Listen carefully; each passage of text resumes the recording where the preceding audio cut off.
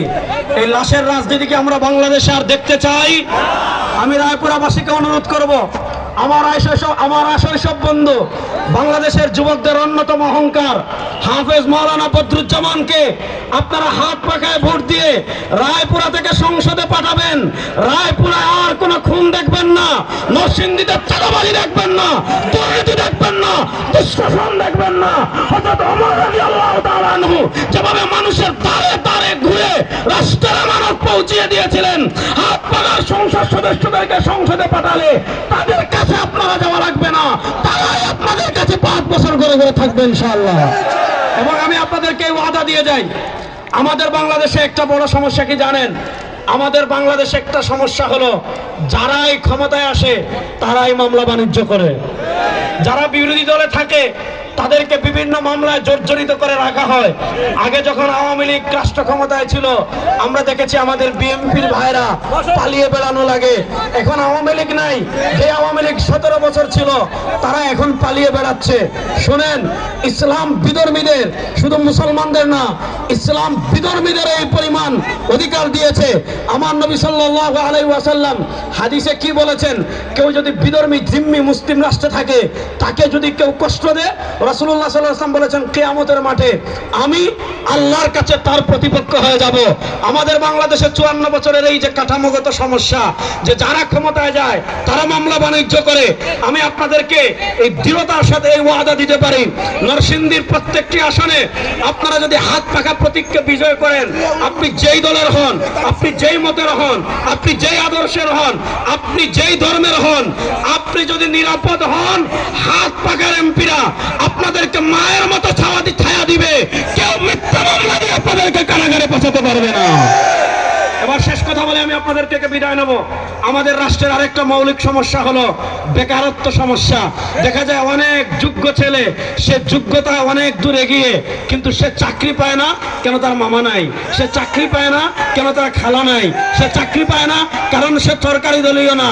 এইভাবে আমাদের বাংলাদেশে কাঠামোগতভাবে 54 বছর থেকে বৈষম্য চাষ করে যোগ্যদেরকে যোগ্য জায়গায় না আনার কারণে আমাদের রাষ্ট্রে অপদার্থরা গিয়ে আমাদের রাষ্ট্রের 12টা বাজিয়েছে। ইনশাআল্লাহ যদি ইসলামী আন্দোলন বাংলাদেশের প্রার্থীদেরকে আপনারা ভোট দিয়ে সংসদে পাঠান, যোগ্যদেরকে তারাই খুঁজে বের করবে। এমপির পিছনে আপনি ঘুরতে হবে না, এমপিরা আপনাদেরকে খুঁজে যোগ্য জায়গায় বসিয়ে দেবে ইনশাআল্লাহ। আরেকটা কথা বলি শুনেন, আমাদের দেশে দেখবেন সরকারি অফিসে, ওরে আল্লাহ, তারেক রহমান সাহেব আইডি কার্ড এত সহজে পেয়ে গিয়েছেন। আমাদের দেশের যুবকদের একটা আফসোস ছিল যে আমরা তারেক রহমান সাহেবের মতো আইডি কার্ড পেতে চাই। আমি আপনাদেরকে পীর সাহেব চরমনাইকে সামনে রেখে এই ওয়াদা আপনাদেরকে আমি দিয়ে যাচ্ছি ইনশাআল্লাহ। আপনারা হাত পাকার প্রতীকদের প্রার্থীদেরকে ভোট দিয়ে আপনারা সংসদে পাঠাবেন। সরকারি সব কাজ নাগরিক হিসাবে বুক ফুলিয়ে আপনি পাবেন। কেউ আপনাকে বাধা দিতে পারবে না, কেউ 1 টাকা চান্দা আপনার কাছে দাবি করতে পারবে না। সর্বশেষ কথা বলে শেষ করি শুনেন, ইনসাফের বাংলাদেশ। আমরা ইনসাফের সঙ্গে আমেরিকা থেকে শিখতে চাই না, আমরা ইনসাফের সঙ্গে ভারত থেকে শিখতে চাই না। কারণ আমেরিকার ইনসাফের সংজ্ঞার ভিতর আপনার ট্রান্সজেন্ডার আছে, LGBTQ আছে, সমকামিতা আছে, আপনার যারা গুস্তাখে রাসূল তাদের অধিকার আছে, নানা মদ খাওয়ার অধিকার আছে। ওই আমেরিকার ইনসাফ আমরা চাই না। আমরা মডারেট রাষ্ট্র চাই না, আমরা আধুনিক আপনার নদিয়ার ইসলামের রাষ্ট্র চাই না। পীর সাহেব চরমনাই এবং ইসলামী আন্দোলন বাংলাদেশ ভারতের প্রেসক্রিপশনের ইসলাম বাংলাদেশে প্রতিষ্ঠা করতে চায় না, জাতিসংঘের প্রেসক্রিপশনের ইসলাম বাংলাদেশে প্রতিষ্ঠা করতে চায় না, আমেরিকার প্রেসক্রিপশনের ইসলাম বাংলাদেশে প্রতিষ্ঠা করতে চায় না। পীর সাহেব চরমনাই এবং ইসলামী আন্দোলন বাংলাদেশ আমাদের মিশন ৫৬,০০০ বর্গ মাইলে কারো বাপের ইসলাম প্রতিষ্ঠা হবে না, কারো নেতার ইসলাম প্রতিষ্ঠা হবে না, মদিনার ইসলাম প্রতিষ্ঠা হবে। মদিনার ইসলাম প্রতিষ্ঠা করার জন্য আপনারা প্রস্তুত আছেন না? নয়, মদিনার ইসলাম প্রতিষ্ঠা করার জন্য আগামী 12 তারিখ পুরানো সিন্ধিতে হাত পাকার পক্ষে ভোটের একটা জাগরণ তৈরি করার জন্য আপনারা প্রস্তুত আছেন না?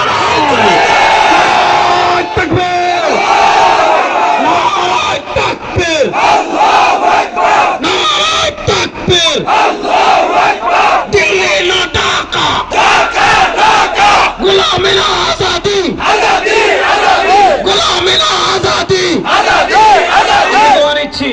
আপনারা সবাই হাত পাখায় ভোট দিবেন তো ইনশাআল্লাহ?